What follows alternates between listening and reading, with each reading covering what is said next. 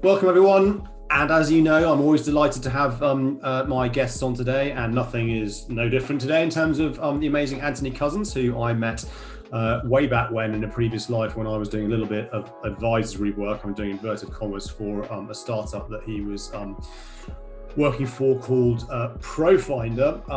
Antony's headline, and we always know that I read headlines, needs some work, Antony. Chief Executive Officer at Factmata, which is actually, this is a really, really interesting and really, really important topic, which I was keen to get Antony on. And before I let Antony speak, if you actually look at Antony's background, I hadn't actually quite realised this. Forgive me for not doing as much research as I should. You're basically a spook, former spook, UK MOD, counter-terrorism, UK MOD, this is all a front. You're a spook, really and truly. But I will then be quiet and I will let Antony introduce himself. So who, what, why, when, where, and let's see where this goes. Okay, I'm not a spook, but the problem is as soon as you say you're not a spook, everyone goes, that's what a spook would say. I was a civilian and I worked for the Ministry of Defense and I worked with the armed forces. Yes, I went to Iraq and Afghanistan and I worked to counter Taliban propaganda and did some interesting things, which makes you sound like a spook, but I honestly wasn't. My background. So I have I think a weird background, which makes sense when I explain it. But if you look at it from my LinkedIn profile, it's like, what the hell was this guy doing? I started out in IT, and actually the first 7 years of my career I started out as a developer, building applications and databases in technologies that kids these days haven't even heard of. I did 7 years of straight IT work, which has given me a really interesting, I think, perspective on the rest of my career, because as almost all jobs have become more technical, my ability to work closely with developers or basically work quite closely with systems has been really valuable. So 7 years of straight IT work, and then I got on this leadership scheme in the MOD called MIDIT. Shout out all the MIDIT folk. That really gave me exposure to a whole bunch of different types of roles. So the aim of that program was to make you a broadly deployable leader. So yes, the first job I got was in the press office, which was a real rude awakening because it was the height of the Iraq and Afghan conflicts. So we were front page news every day. So being in a press office where you're dealing with front page news every day, that becomes normal. I didn't realize how rare that actually is for most press officers. Right. It's like, oh, it's front page again. Okay, great. Or not, depending on the story. But it was also really good to see kind of the diversity of the team. Is actually one of the things that stayed with me the rest of my career is the importance of the diversity of the team. So in the press office, we were a mixture of press officers, armed forces personnel, career, journalists, civil servants like myself. Really good team, learned a lot. Went to Iraq and Afghanistan. That's where I got my first kind of taste of this particular problem, actually. Not the fake news problem, but basically fake news is propaganda and disinformation by another name. So in Iraq and Afghanistan, seeing Taliban propaganda, seeing kind of Al Qaeda's single narrative, and started seeing the real world impact of those lies. And that was really kind of fascinating and game changing for me in terms of my perspective of the importance of communications, the importance of language narratives, and the importance of online media. And then kind of went from there into counterterrorism, which was much more about Al Qaeda's single narrative, and understanding how people are radicalized and how people are impacted by words online. Then from there into the Middle East, and I was I think on one of the first diplomatic missions into Egypt after the fall of Mubarak. The social media revolution, which for me is I think the pinnacle almost of what we've achieved with social media, when it was still a relatively new technology, and people in Egypt figured out that they could organize themselves faster and better on social media than they ever had before, and faster than the security apparatus never had the need to respond. So that for me was like the pinnacle. That was demonstrating that with social media, with enough people gathered together around a single clear need, you can achieve anything you want, including get yourself a new government. So that was the top. And then obviously over the course of the last 10 years, it's gone slightly downhill. Just a little bit. Just a little bit. So seeing, I guess, the challenges, not just with the Brexit campaign, but also with the 2016 election, 2019 election. The technologies that social media platforms rolled out to enable companies to sell better, then obviously got hijacked by people who worked out that's just a great way to monetize content. Doesn't matter if that content is true, false, sexist, racist. In fact, in some cases, the more sexist and the more racist, the better, because it angers people, it gets people engaged, etc. So over the course of the last 10 years, obviously these things have got really bad. And then over the last couple of years, I've become more interested in kind of working on that as really the focus of my career. So making best use of my IT background, my kind of experience at kind of PR and comms, and my experience, when we first met at ProFinder, working with specifically machine learning and NLP type technologies, which since 2014, right? Because ProFinder was one of the first, kind of focusing on that. So I think that kind of puts me in a unique perspective, unique position with my real world experience and my technology and PR experience to focus on this particular problem. And that brings me to Factmata. So joined just a few weeks ago, even though I've been working with Drew, the founder, for months now. Awesome.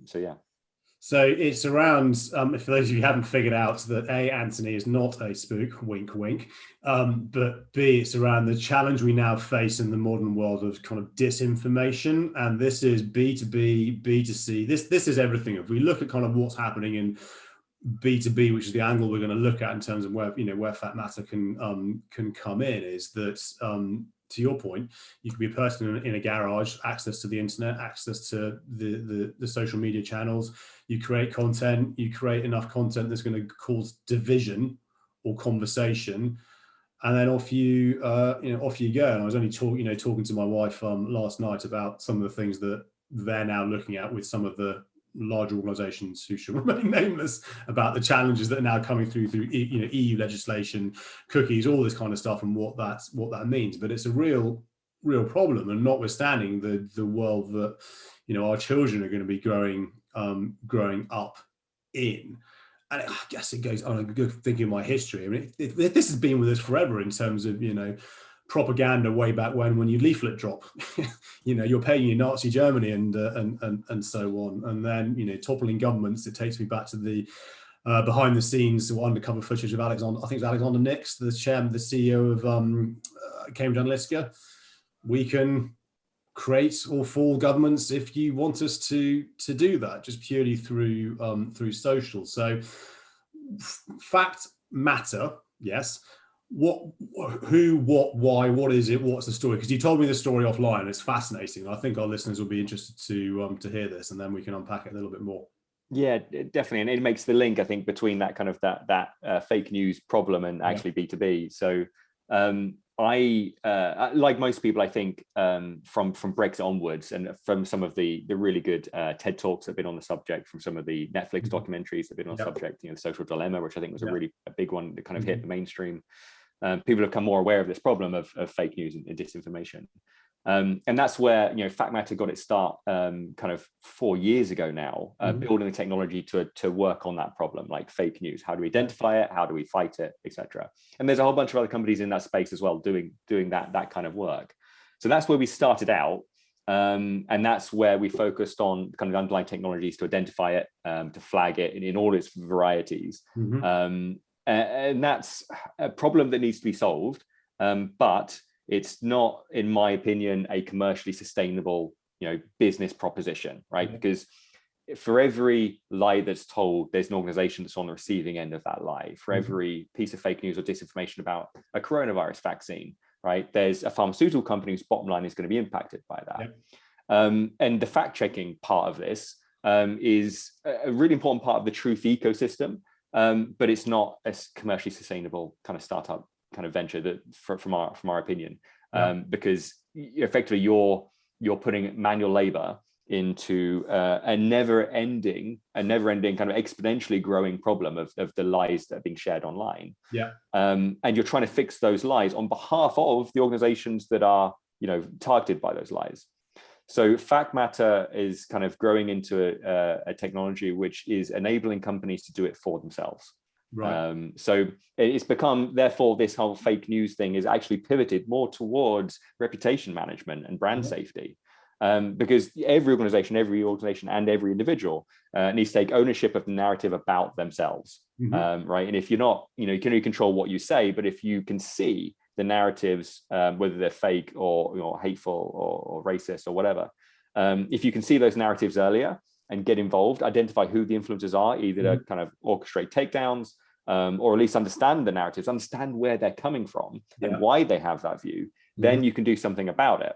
But at the moment, and this is where we kind of we come full circle from fixing fake news to the B2B space.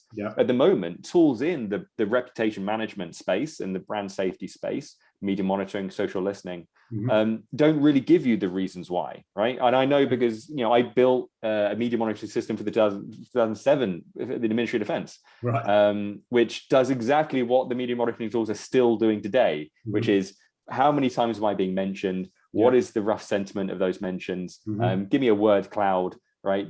These technologies, this is 15 years old, this general approach. But it's 15 years old because the problem of actually identifying narratives and understanding the reason behind the numbers is actually a relatively new problem that's only now being solved. So that's kind of where we've come from.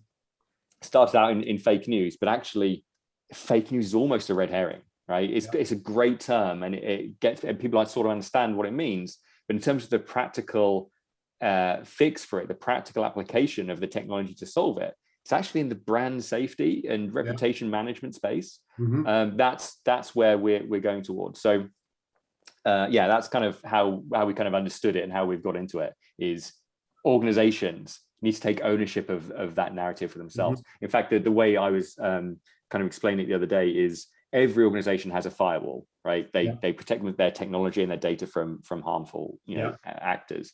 Every organization needs like a fake news firewall, right? Every organization needs to understand the potentially harmful narratives that are building about it, not just the top level good, bad, or ugly. It's what are the narratives behind those numbers, and that's what we do. I guess we can, and there's all. I guess you can also there's the positive spin on things as well. It's just that whilst we're talking about the negative side of things, it's also helpful for organisations to get ahead of if positive stuff starting to come out, how you can get on the back of that, and from a marketing side of things. This kind of whole world of AI is and I'm now in this space too in terms of how our technology enables looks at your social media posts to work out what we believe is going to get the best engagement based on previous engagement and so on. From nowhere near as sophisticated as what you're doing, but who knows where we will be going. But it's this whole concept of opinion is divisive in its own right, because one should be allowed to have an opinion, I guess. And it's around then, but how far does that opinion go before it is you just doing it for the sake of doing it? You're a keyboard warrior, you're a Karen, you're a bad actor doing it to whip up the sentiment, either extreme left, extreme right. And I read an interesting article that was shared with me yesterday around how these AI tech companies that are looking to read emotion through facial recognition actually is probably a lot of puff. And you can't necessarily, just because I'm smiling doesn't mean I'm happy. Just because I'm frowning doesn't mean I'm sad. And based on experiments that have been done on tribes that haven't seen kind of the real world, and what does that mean? So how can I put this? Almost policing yourself in terms of the technology, that you're not almost getting the technology isn't getting drawn into a bubble. Like we've seen, with the Profiler days in terms of talent management, Amazon had to shut down its recruitment tool because it was trying to not hire pale male stale men, but the people was going on in the data, and actually it got even worse because it was just pivoting more and more towards that. So how do you start to unpick that, the why, rather than to your earlier point, hey, we've been mentioned X and this is the sentiment. Okay, now. Yeah. And that's, I guess, the difference between us because we're a pure technology play. So the difference between us and an agency that a brand might hire to do the analysis and give them the insights, we're literally the tool set. So PR agencies could use us, brands can use us to understand the narratives. But effectively, all we're doing is the clustering is ML, NLP based. So a number of different tweets, a single tweet could have multiple opinions within the same tweet, or it could have none, it could be garbage. But our technology simply identifies similar opinions. And that obviously is hard in itself, identifying what truly are similar opinions, because they're not going to use exactly the same words. But we identify what the similar opinions are and cluster those together in narratives, so that you as a human and whether you're in the brand or the agency, don't have to go and figure out what that trend is yourself and all the underlying data. We just present to you what the narratives are. Yes, we give you some signals based on some models that we've got, which identify, you know, sexism, racism, clickbait, hate speech, all the things that you might be interested in trying to identify. Yes, it kind of automatically kind of does that analysis for you, which again saves you a bunch of time because you don't need to look through all the narratives. You just need to look through the ones that have those kind of particular truly positive or truly negative signals, opportunities and threats. But we're not doing any of the insight. We're not telling you what to make of it. We're simply doing all the grunt work to give you in a much quicker time what the interesting facts are, what the interesting kind of results are. So yeah, we're trying wherever possible in every stage in the process, from the point of which we collect the data to the processing of the data, the presentation of the data. We're actually trying to keep humans out of the loop, because you know, for every human you put in the loop, the bias is really hard to eliminate. So yeah, all we're doing is the underlying kind of analysis, the real grunt work. Basically, it's data science in a box, whether you're a PR agency or a brand, to save you time in identifying what those harmful or you know, opportunist narratives really are. And that's again, that's what I'm starting to learn around kind of the whole AI piece. AI is never going to replace humans. You still need to have the human element in it. It's one of the AI and technology, to your point, does the grunt work and the heavy lifting for then the human to do the high value bit and look at what the data is suggesting and then take a view on that. Sometimes it could be that you need 20, 30 years experience in the industry to trust your gut instinct, but almost be validated by what the data is telling you, and or dare I say, challenge it. But again, it's just fascinating having these conversations because it ties back into what I'm seeing in terms of the broader narrative of sales and marketing and B2B. And you look at the research that's now starting to come through in terms of how COVID has impacted kind of the entire digital economy of how we buy. So things like, to play this into that, Forrester was saying that now, they did a survey at the beginning of the year, 68% of their respondents said they can now shortlist a vendor purely on digital content. Now it's around thinking about how that digital content is then being distributed, where it's coming from, who's talking about it, who's the influencer behind it. I don't think we'll necessarily see kind of the bad actors come in like we do in kind of the B2C or civilian narrative, but there's going to have to be, to your point, I like it, Antony, the firewall almost. How can I be really sure that what I'm, just because that person has said it backed up with that piece of research, how can I be really sure in terms of what I'm reading? But then that also then starts to shift the skill set, dare I say it, required either on an agency or a brand reputation, the PR team, reputation management team, to be able to look at this data in a different way and then do something with it. And it goes back to a blog post that I read back in 2017, where she's now at Cisco, she was at LinkedIn, Katrina Neal is her name. She did a tweet saying, I believe any marketer that says, I think, in front of a data-driven exec team will be asked to leave. I think you could change that. Marketing, sales, brand, finance, HR, it doesn't matter. But then the article goes on to say, do we actually need data scientists in our marketing teams, in our finance teams, to kind of support this? So I appreciate you are kind of early on in this and the conversations you're having with clients. What are you seeing in terms of the skill sets within organizations? Are they there? Do we need to review what that skill set is in terms of the right type of people to be able to actually work with technology platforms such as yours? Yes, I think so. And it's not just in this industry, it's in every industry. The growth of AI and machine learning as technologies, where it's used well, where it's used correctly, right? It is literally where you've got a large number of tasks which are predictable in their inputs and outputs, right? Great opportunity for AI, right? So you don't have to spend as much time literally just going through the individual tweets, mentions, and articles and trying to identify that trend for yourself. You can cluster it. You can do the analysis, bang out the summary, dashboard, all that time saved.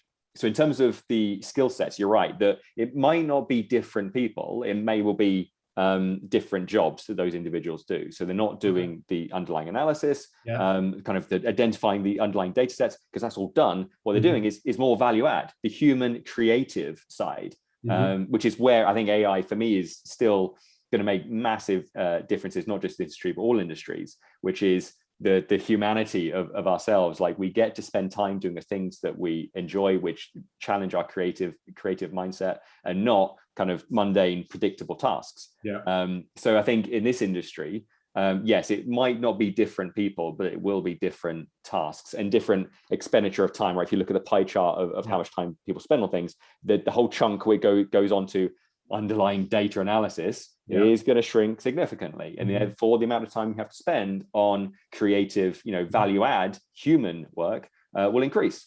So yeah, I think we will see that. And with our early clients, that's what they're seeing. So I think this is where I think it gets interesting, is if agencies or brands are out there are still doing it one way, they're just going to end up at a competitive disadvantage to people who are doing it the other way, because those people are putting more creative human time on the topics than they are.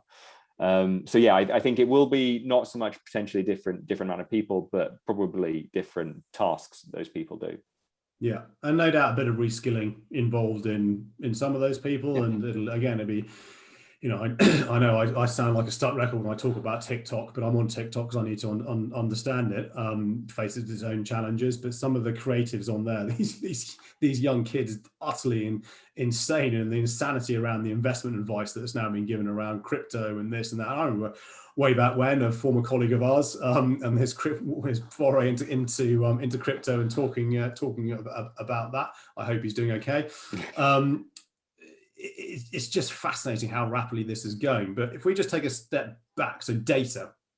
I'm familiar with social listening tools. We talked about the Microsoft one, which reminds me, I do need to make that introduction for you. What data are you? So obviously you're looking at social data. So you're looking at stuff that's publicly available in terms of what people are talking about. But are you bringing in, and I know you never ask leading questions, are you bringing in any third-party data? The models that you talk about that you use, are those proprietary, or are they based on kind of proven scientific theory that is out there? So how's that side of things work, without giving away obviously the secrets to the magic in the black box? Yeah, so in terms of the data sources, we have arrangements in place. We're not a data aggregator ourselves. We just have relationships with people who do that, and there's a whole bunch of really good people out there who have first-party relationships with the platforms, or are doing crawling. So because and I would say it's not just social media; it is also just general web content. So we are interested in forums and blogs and news articles, because that's also where opinions start and opinions are shared. So yeah, we actually go across the whole space. So we're not just a social media listening company. And we're technically not really a social media listening company. We're narrative analysis. We sit on top of that kind of data set. So yeah, we go across the whole of the internet, because that's where opinions are. And we sit on top of that for the analysis. So yeah, that's kind of, and I think that's where we'll probably sit, because I don't think it's good for our business, for our focus, to get dragged into trying to do the data aggregation piece. It's almost a solved problem, and there's plenty of players out there. There's so many out there now that do buy, plug and play and buy and put it in. So then, with regards to the models around the narratives and the clustering of these opinions, is that proprietary IP, or is that based on obviously it's proprietary IP? What a stupid question, but is that based on kind of science, as it were? And the reason I asked the question, I then reflect on that article around kind of AI facial recognition and feeling and emotion, which is now starting to be kind of disproven. For those listening, I'm doing inverted commas. Yeah, no, that is proprietary. Obviously, we've got a bunch of patents around how we do that. The underlying science, because that's where it gets interesting, right? Because you've got the underlying science in this topic is actually really relatively nascent. Okay. So there hasn't been like 10 years worth of kind of the way it's called. You get academics, get some funding, work on a problem, they develop out an idea, then it gets kind of commercialized. We're still at the commercialization stage of that early research and models. So we're still right now, our head of machine learning is still right now winning championships in kind of linguistic conferences for the papers we're writing on this problem. Cool. So it's still really early days in terms of actually trying to work out the fundamental science. So yeah, that's the stage we're at. We've actually got the models, we've got the intelligence, we've got the patents. So it's really early days, I would say, in terms of this, which is the reason why it's not more widely available, right? Because it's taken us a few $1 million of investment to get to the point we're at in terms of commercialization of that underlying science, which itself is relatively new. Fantastic. So treat me, it's not difficult, as an idiot. I know most of my listeners will probably agree, but if we think in kind of the B2B space, traditional P2B, so and B2B, so any of those kind of big brands that we might be aware of, so Microsoft and SAP, kind of steady run-of-the-mill organizations, what might the use case be for them in terms of what you do? Let's kind of break that down and work through what that might look like. Got it. So if you take take a kind of a big organization like an SAP, yeah, in their space, it's probably, whilst there is a B2C element to every large business these days, right? Because every large business could have supply chain issues or environmental impact or something they haven't considered, which then drives right, which then drives the B2B angle, because businesses don't want to do associate with you because they may be B2C. And they have, so it works all the way down these days, which I think is awesome, because it means everyone is accountable these days. And I hadn't even thought of the environment, the carbon, wanting to be carbon neutral and all. Then I hadn't even thought of the supply chain side of things. It's massive, this, isn't it? Because you could have somebody that then is, okay. So sorry, continue. I'm interrupting. There's no such thing as B2B really, truly anymore, because almost every business has a B2C element in terms of the brand and the reputation. So I think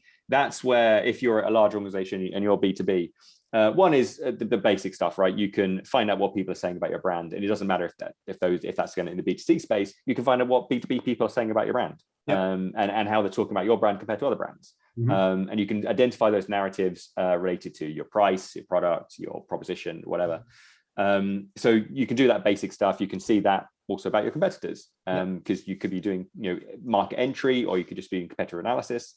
So the basic tool sets, the basic reasons why you want to understand what's being said about brands still exist, and we still support those. But obviously, for all of those, we do it at another level of detail. It's not just where is this brand in terms of their positive sentiment compared to me. It's what are the narratives about that brand compared to my brand. So it's always about the why, and that's what we go to. It's the qualitative kind of giving you the visuals of the why, as opposed to just the overall numbers. So that stuff all still exists. And then, of course, yes, the point I just made around just because you're B2B, you're interested in the narratives that may be relevant to your product and to your services. What are the supply chain issues? What are the risks that are out there in terms of the narratives from individuals, from the public? That might be relevant to your then potential to do business in other markets, to sell certain products. So I think the ESG element is always there.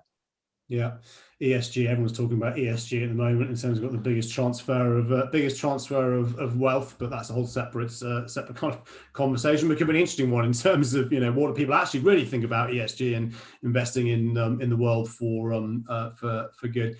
So and I know you said you've been working with them with the Factmata for a while now, but obviously you're just new in role as chief exec as the organization, without obviously giving away trade secrets. You're not a spook.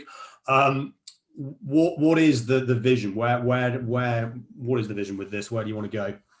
Got it. So I think the pivot that we've kind of ended up on, right, this cycle of starting out on fake news and then realizing actually it's not just about fake news, it's about brand safety and brand reputation. That's how we fix fake news. That also means if you look at the market right now, so the large organizations that can afford to either do kind of media monitoring or social listening themselves, maybe they have their own data science teams, they're collecting all the data, doing analysis themselves, or maybe they're hiring an agency to do it for them, and those are relatively large companies. If you look down the kind of the stratus, right, that it levels out pretty quickly. The companies that can afford to do that. Most companies do not do that. Most companies are on Google Alerts, right? It's because that's the cheapest, it's free. I just want to know kind of what's being said about me. So they've got basic keywords and basic services like that. And that's kind of the lower end of the spectrum. I think what we're thinking is, whilst our premium products, the tool set that comes with that is definitely targeted at brands and PR agencies to do all the rich, detailed analysis they need to do. What we want to do is make that product available to a much larger range of organizations. So creating kind of a tiered approach. So that if all you want to do is find out kind of what's being said about you and whether there's any risks, maybe there's a version of this product we can kind of make available to a much larger range of organizations. to this kind of fake news firewall point. Yeah. So I think where we see it going is actually, this isn't just a PR tool. This isn't just a brand tool. This is a tool for every organization to understand what fake news, what information is revolving around its brand and in its space. More interesting than just a keyword mention from whatever it is Google Alerts can find these days.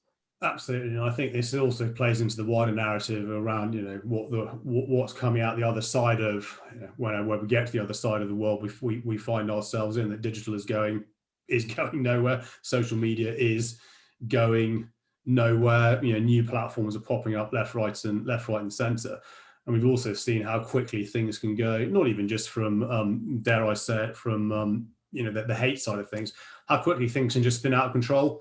Even an employee doing an innocent something or other, they think something is, and then how that can spin to being front page news. And that's the really interesting thing about the opinions, is the opinion might start on Twitter, but then end up on, because Facebook, because they're all connected, right? The ability to share goes completely across platforms. So the ability for an opinion to get shared on Twitter, go to Facebook, and then kind of end up on a bunch of different Facebook groups before it goes up to a blog, to a forum, and then it ends up in mainstream media, right? That whole chain, but it's one narrative. Yeah.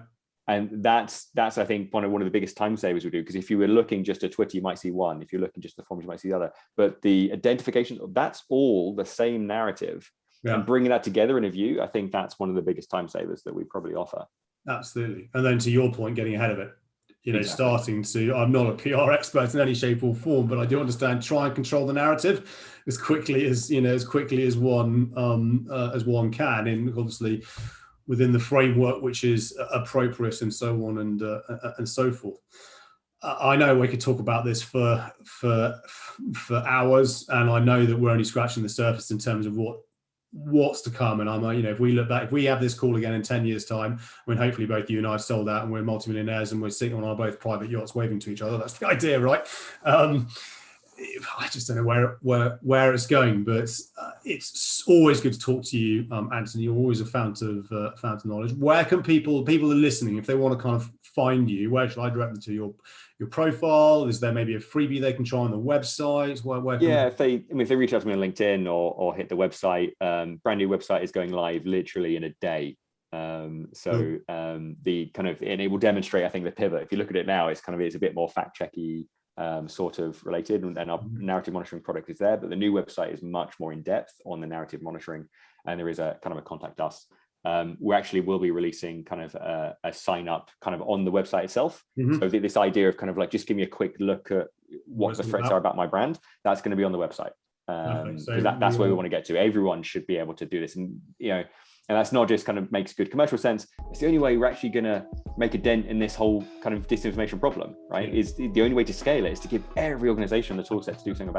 Absolutely.